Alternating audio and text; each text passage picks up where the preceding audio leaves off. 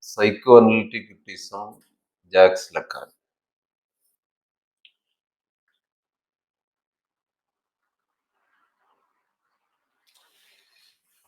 Jacques Lacan was a French psychoanalyst.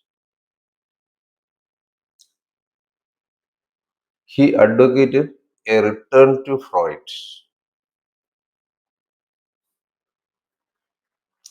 Lacan's psychoanalysis combined Freudian theory with the linguistics of Saussure and Emile Benveniste to produce some extraordinarily complex theories of the psyche.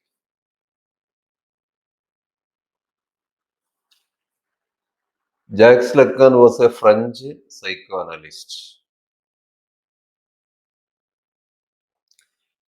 He claimed that he was following Freud closely and accurately.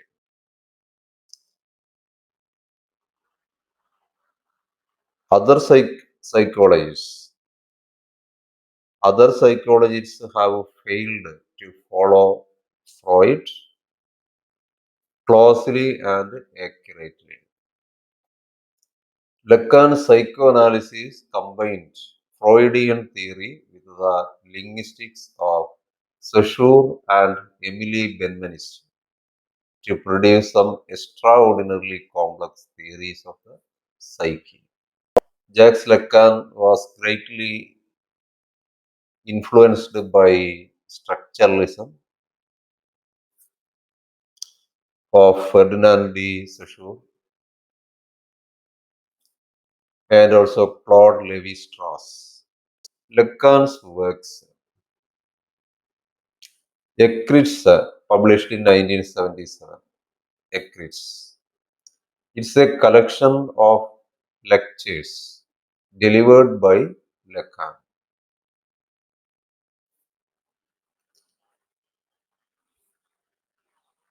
The Four Fundamental Concepts of Psychoanalysis was published in 1977. These works proved highly influential for feminists and post-structuralists.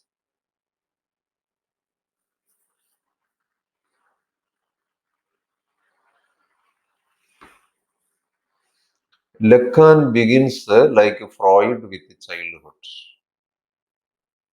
speaking about the formation, identity formation of children. Lacan constructs a model of identity formation that it takes a three-stage process or orders, as Lacan calls them. Lacan speaks of a three-stage process of identity formation or orders. He calls it orders. There are three orders. Lacan speaks of three orders of identity formation. Lacan identifies three stages in the making of the psyche. The imaginary is the pre-linguistic, before language. The first order or the first stage is the imaginary. The imaginary is the pre-linguistic stage, pre-linguistic, before the child acquires language. The imaginary is the stage when before the child acquires language, where the child sees himself reflected in the mirror and considers himself whole and complete and one with the mother. When the child sees its reflection in the mirror, The child identifies with the reflection and thinks that the child thinks that himself and the reflection in the mirror are one and the same. There is no difference between himself and the reflection in the mirror. The child sees himself reflected in the mirror and considers himself whole and complete.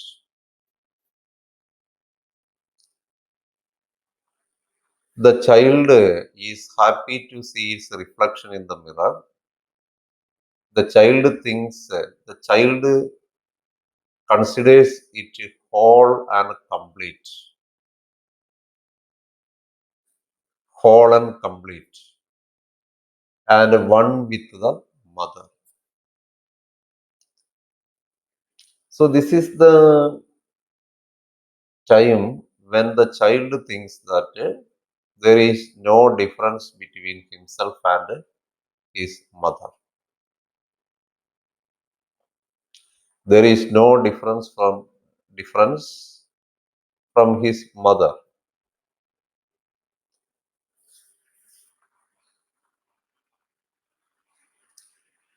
The imaginary stage. Here the child makes his first identification with the reflection in the mirror. It now associates coordinated limbs and movements in the mirror with itself and thus forms a sense of the self. The child forms a sense of the self during this period. The child forms a sense of the self. In the mirror stage, as Lacan terms it, Lacan terms it mirror stage, the mirror stage. The child's sense of the self is similar to its conception of the relationship between himself and the mother. Here, the child's sense of the self is similar to its conception of the relationship between himself and the mother. Just as he believes that there is no difference between himself and his mother, the child believes that there is no, the child thinks that there is no difference between himself and the reflection in the mirror.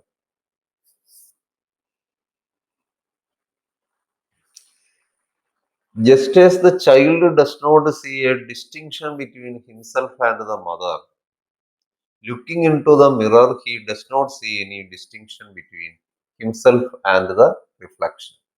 In the imaginary, the child seeks to erase all difference and otherness by imagining himself as the person in the mirror and seeing himself as his mother as the same.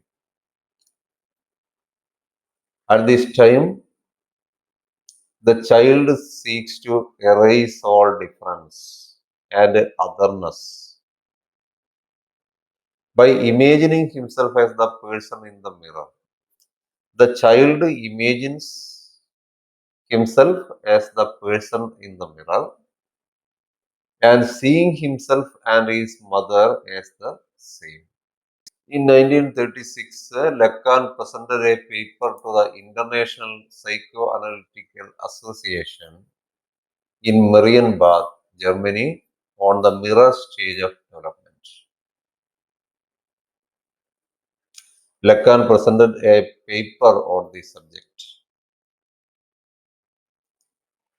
on the mirror stage of development at the International Psychoanalytical Association.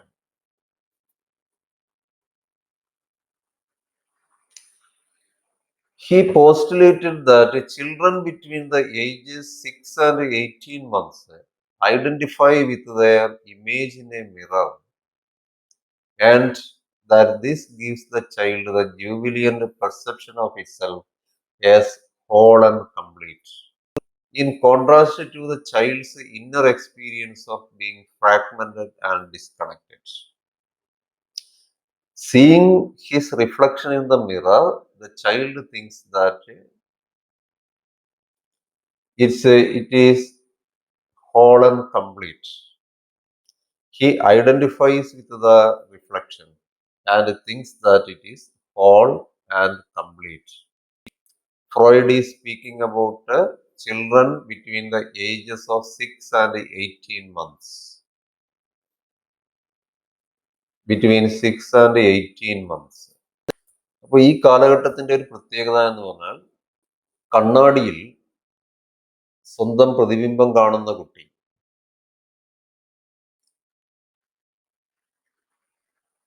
ആ പ്രതിബിംബവും താനും ഒന്നാണ് എന്ന് ചിന്തിക്കുന്നു. താനും അമ്മയും ഒന്നാണ് എന്ന് കരുതുന്ന കരുതുന്നത് പോലെ തന്നെ കുട്ടി താനും ഈ പ്രതിബിംബവും ഒന്നാണ് എന്ന് കരുതുന്നു. ലക്കാൻ called this false image of wholeness in the mirror the ego. Lacan's concept of ego is different from the concept of Freud. His use of the word ego was different from Freud's.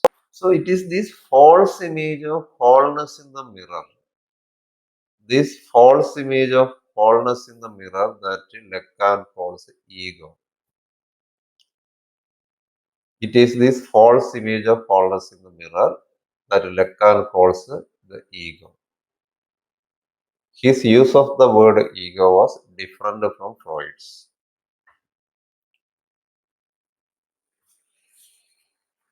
Lacan then describes the child as the signifier and the mirror image or reflection as the signified. The signifier and the signified that you learn in structuralism. When I utter the word cat, a four-legged animal with a tail appears or comes, emerges in our minds.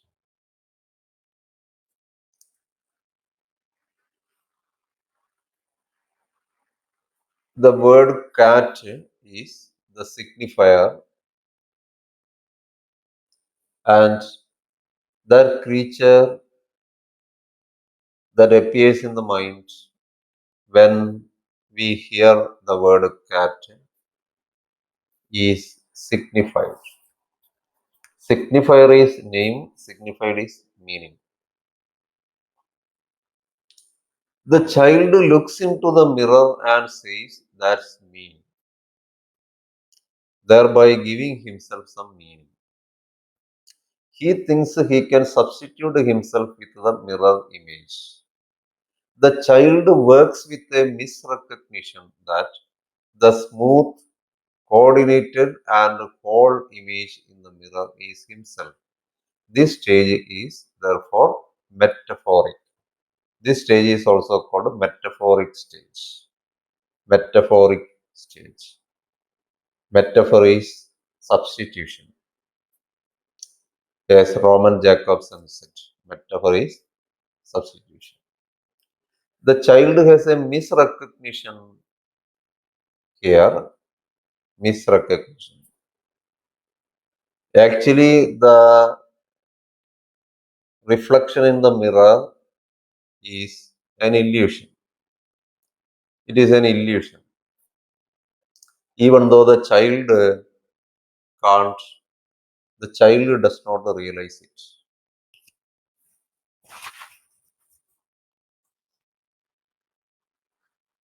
The next is the symbolic stage. The symbolic stage. The symbolic is when the child acquires language and it begins to understand the difference, social relations. that he is not one with the mother and that the law of the father is supreme. The symbolic stage is a time of revelation when the child acquires language. He begins to understand the difference, that he is different from his mother. The child enters the society and the social relations during this time. The child enters the society and the social relations. So this is the time when the child understands that he is not one with the mother and the law of the father is supreme. This is the stage when the child acquires language. It is the moment in which the child enters society and social relations. In language, for example, the child discovers that the society has different names for father, mother, and child. The child discovers that society has different names for father, mother, and child. She is mother in language. In language, she is mother and is different from I. The child discovers here an endless chain of signifiers. I, mother, father, and thereby discovers social relations.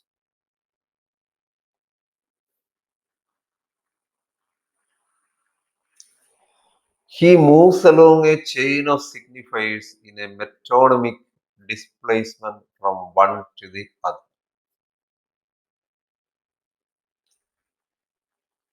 Metonymic displacement. Metonymy means change of name. Change of name. The child moves along a chain of signifiers. It is the first sign of difference. The child discovers that he is different from others and that he cannot desire the mother. He discovers the symbolic order that is external to himself, what Lacan terms the other. So, in the symbolic stage, the child discovers that he is different from others. He cannot desire the mother. The desire for the mother is pushed into the unconscious. Thus, the desire for of the mother is now prohibited by the order of name of the father. There is a name of the father even when the father is not necessarily present. Thus, the child may be threatened with a statement like, I will tell your father. Here, the absent father appears a threatening presence because of the name. The father is a threatening presence. Even when he is absent, he is a threatening presence. The desire of the mother is now prohibited by the order or name of the father. The child may be threatened with a statement like, I will tell your father. The mother threatens the child with the words, I will tell your father. Even in his absence, the father is a threatening presence. In the symbolic, therefore, the absence of the mother, absence because the child cannot have her, he is not her, she is different, and will always be desired because of her absence. He is linked to the absence of the father, who is present only as a name. In the symbolic, The absence of the mother is linked to the absence of the father. In the symbolic stage, the absence of the mother is linked to the absence of the father, who is present only as a name. Mother is absent because the child cannot have her. Mother is absent because the child cannot have her. He understands that she is different in language. The society has different names for mother, himself, and others.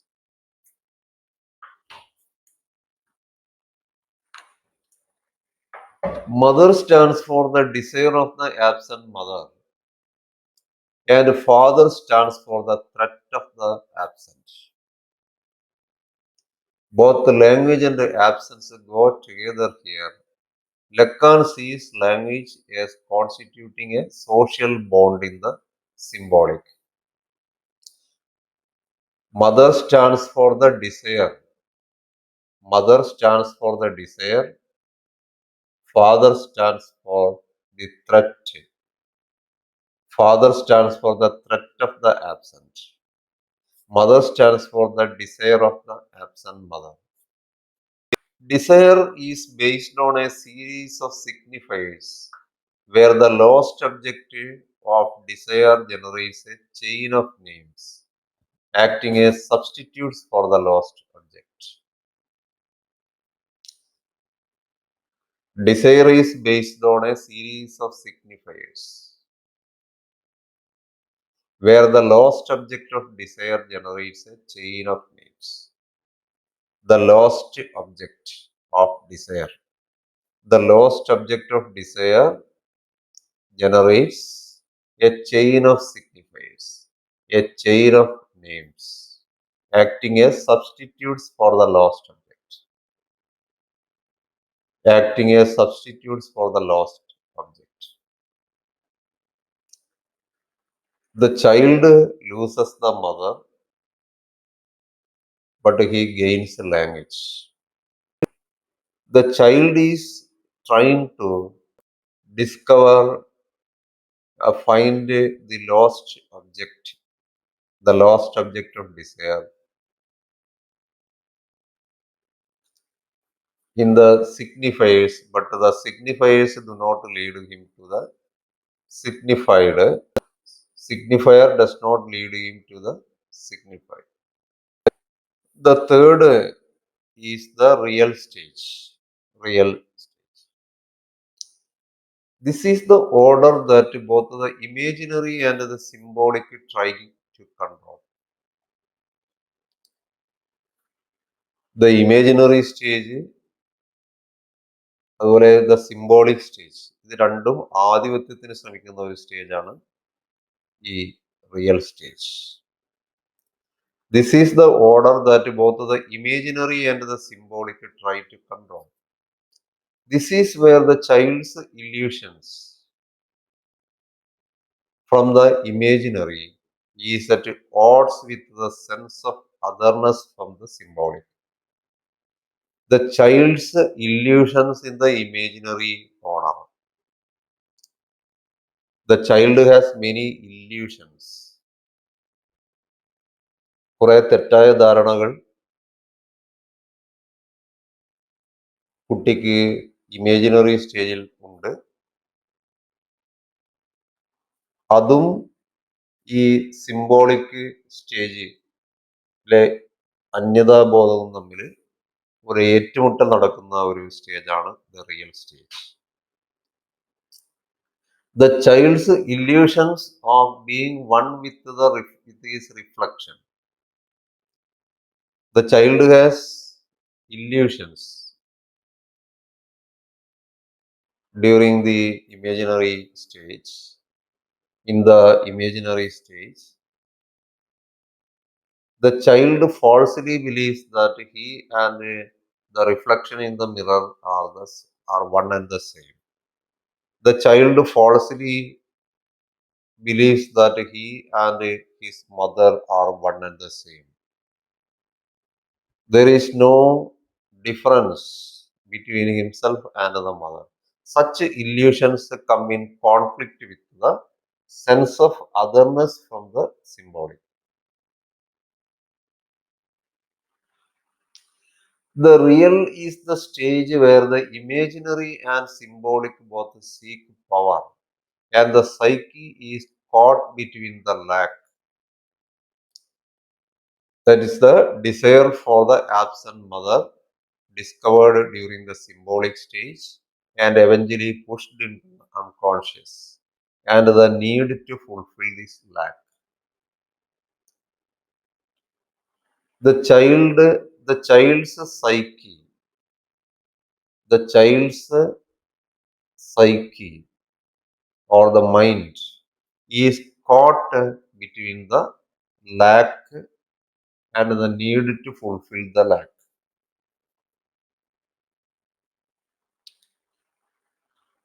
നഷ്ടപ്പെട്ടത് നികത്തുവാനുള്ള ഒരു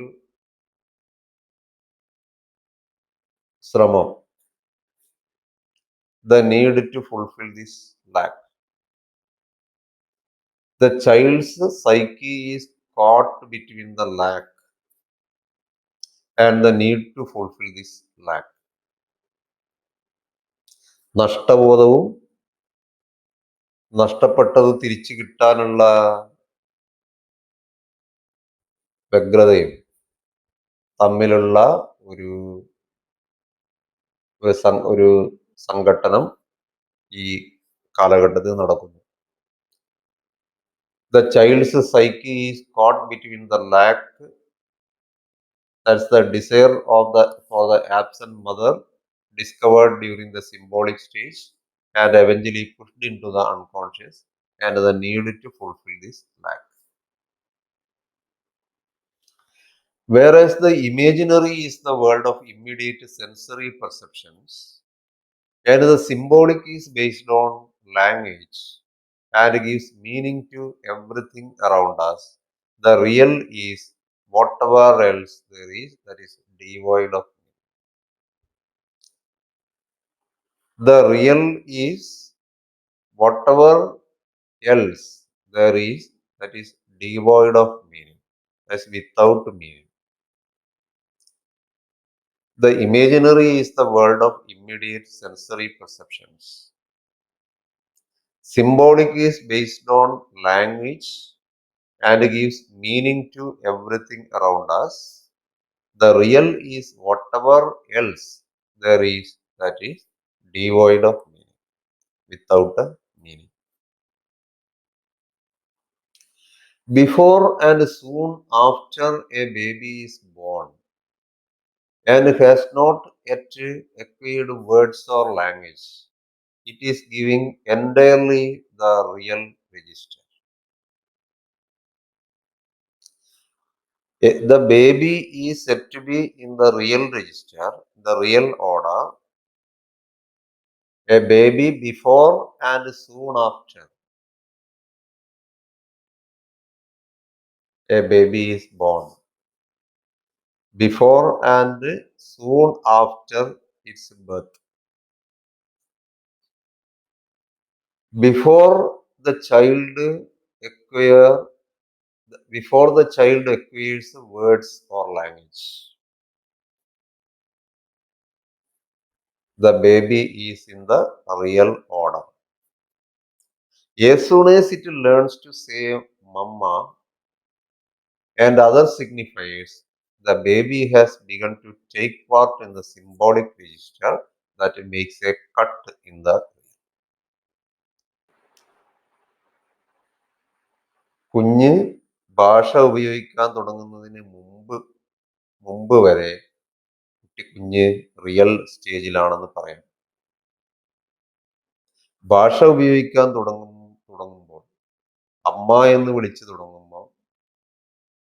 തുടങ്ങുന്നത് മുതൽ കുഞ്ഞ് ഈ real സ്റ്റേജിൽ നിന്ന് ഔട്ടാവുന്നു എന്നാണ്. Whenever we speak, there is always much more that remain unspoken and whatever is left unsaid and unsymbolized exists in the real. Whenever we speak, there is always much more that remains unspoken. നമ്മൾ സംസാരിക്കുമ്പോൾ സംസാരിക്കപ്പെടാതെ കിടക്കുന്നത് ഈ real ഓർഡറിലാണെന്ന് പറയുന്നു. Whenever we speak, when we speak, there will be something that remains unsaid or unsymbolized. It exists in the real. What remains unspoken, what is left unsaid and unsymbolized exists in the real. For patients with advanced Alzheimer's disease, for whom words have mostly lost their meaning, they are increasingly living in the register of the വാക്കുകളും അവയുടെ മീനിങ്ങും തമ്മിൽ connect ചെയ്യാൻ കഴിയാത്ത Alzheimer's patients, they are also in the real order. For patients with advanced Alzheimer's disease, for whom words have mostly lost their meanings, they are increasingly living in the register of the real. Lacan suggests that all desire is linked to a lack. All desire is linked to a lack. In fact, the lack is desire.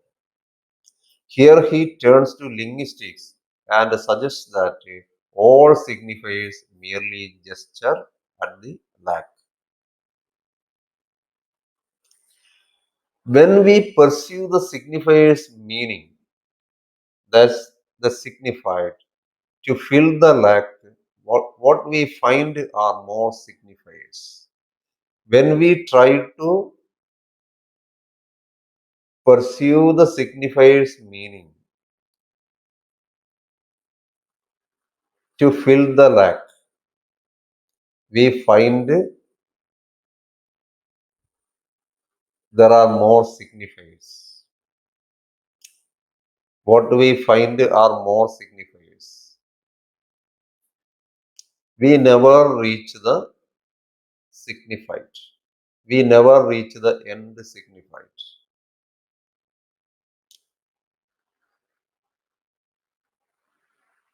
When we pursue the signifier's meaning to fill the lack, what we find are more signifiers. We thus proceed on the chain of signifiers without ever reaching an end signified. The signifiers never lead us to the signified, to the meaning. The signifiers lead us to more signifiers. The signifiers take us to more signifiers, never to the meaning. Desire thus remains as a lack and constitutes our unconscious or repressed.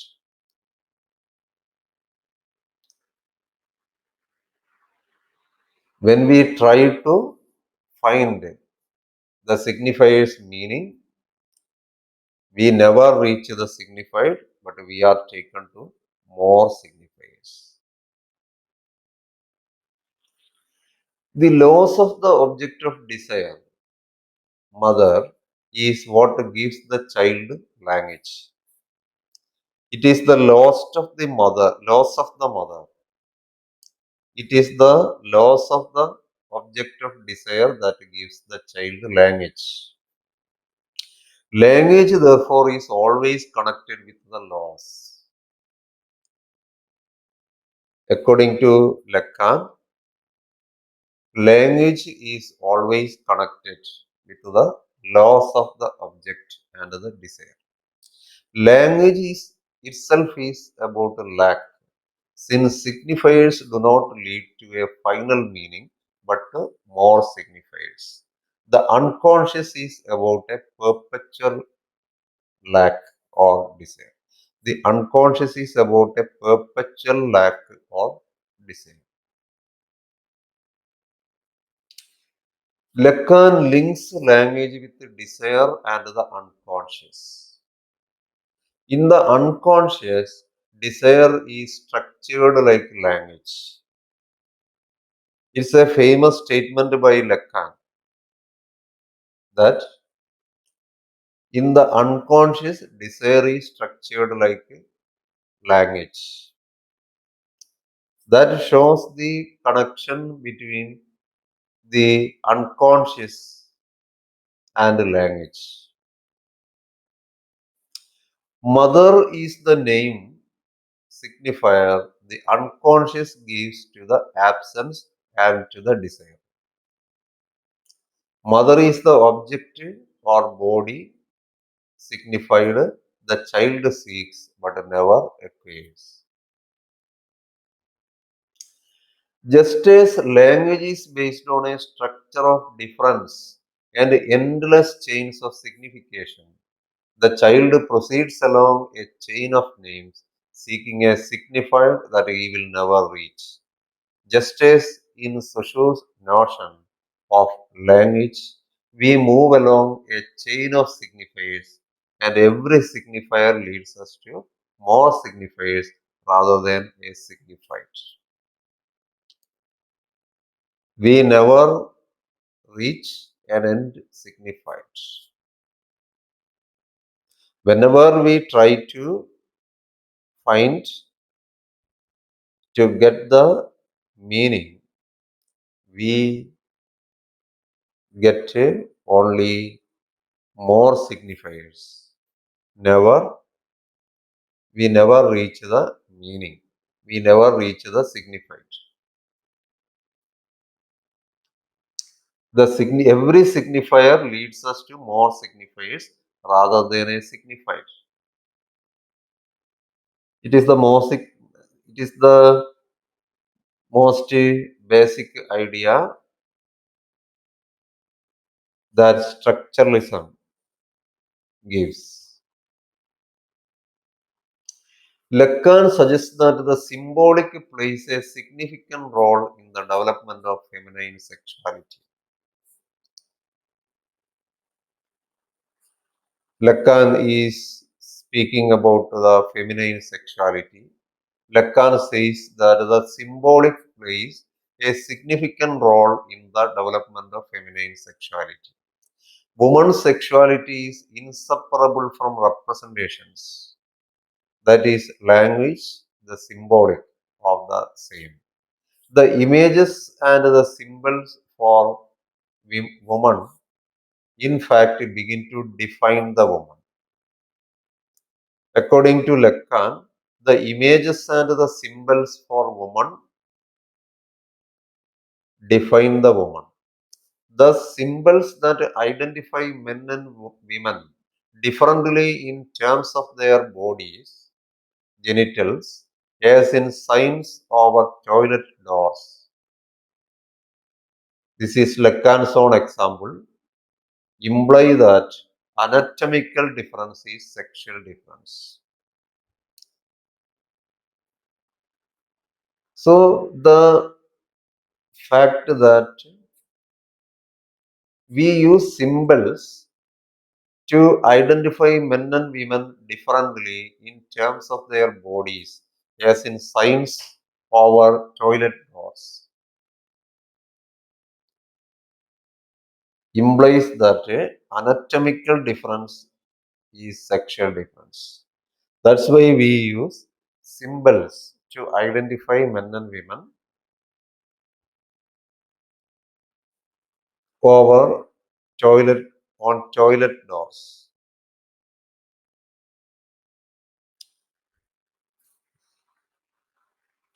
Lacan proposed that women are constituted in language as an exception, as what she lacks. Woman is what she lacks and what she is not. She is defined against the man, woman is not man. A woman is defined against man, as woman is not man.